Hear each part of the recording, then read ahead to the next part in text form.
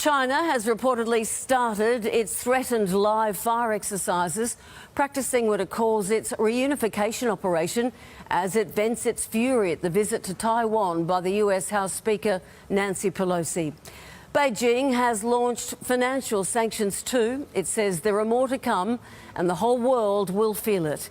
Here's our National Affairs editor, Hugh Remington.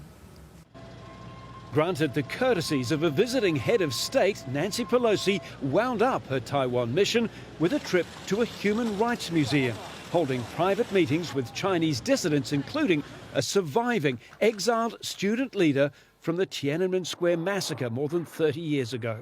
China, meanwhile, activated its threat to encircle the island, pushing ships within 16 kilometres of the Taiwanese coast and fighter jets into its airspace. My teammates and I flew into airspaces around Taiwan Island. This fighter pilot told Chinese state media, "We are ready for combat."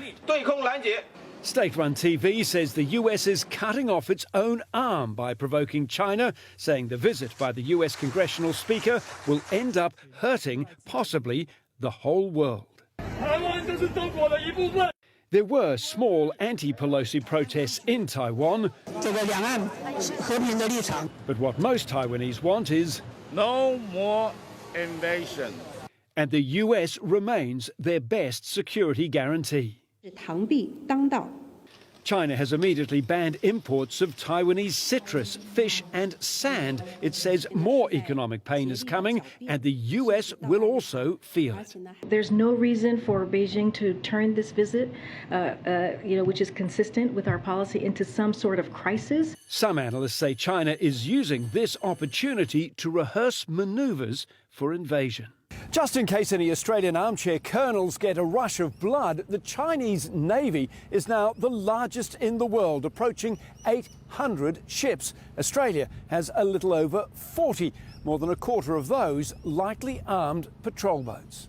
In any major power conflict, we will need our friends. These pictures, released by Indonesian Defence, show Australian forces for the first time in the joint Garuda Shield exercises currently underway off Sumatra, alongside troops from the US, Indonesia, Singapore and Japan. Hugh Remington for 10 News First.